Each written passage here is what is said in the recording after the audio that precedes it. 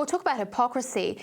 They've got these radical Islamic parties propping up in the UK. Now, if we had radical Christian parties and radical Catholic parties, even radical Buddhist parties, I'm sure you would hear a lot of opposition from progressive politics saying, how can we have religion in our secular system? They'd be outraged, but not so here. It's a very strange situation. But I think that Conservatives were believing that maybe Nigel Farage was going to ride home on the white horse and save them from this election. But as you pointed out, he's not coming. Is the UK public being left at the mercy of, Sunak versus Starmer?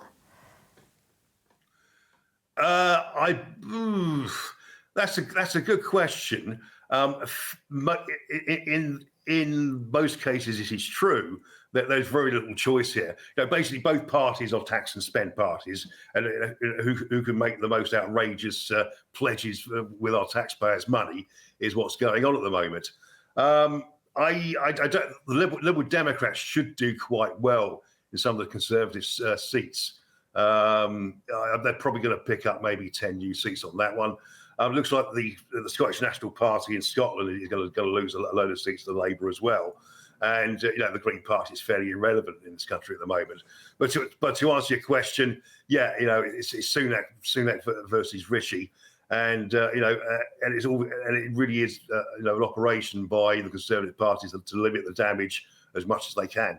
Yeah, either that or they'll end up like the Conservatives in our Western Australian Parliament, where they're basically a recurring error at the end of an equation because there's so few of them left.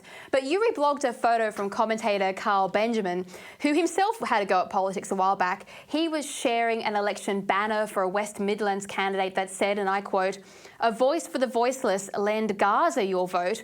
Now, I don't care what anyone's position is on Gaza at this point. These are UK elections and UK politicians. Should political hopefuls who run on issues that have nothing to do with the UK or their tax-paying constituents, should they be allowed to run, or should that be a disqualification? I suppose philosophically, I'm a sort of free speech fundamentalist. So, within certain parameters, you can say what you like. But are you pointing out how unintegrated you are in this country, and how sort of, frankly, you're anti-Semite and anti-Zionist, and a Muslim bigot? That is what they are, to my mind, are pointing to. So, by all means do it. But we now have, as you pointed out there, sectarian politics in this country. Although it's illegal, there is a block vote, Muslim block vote that goes on in this country. It's not a case of individual Muslims go to the polling booth and make their own mind up.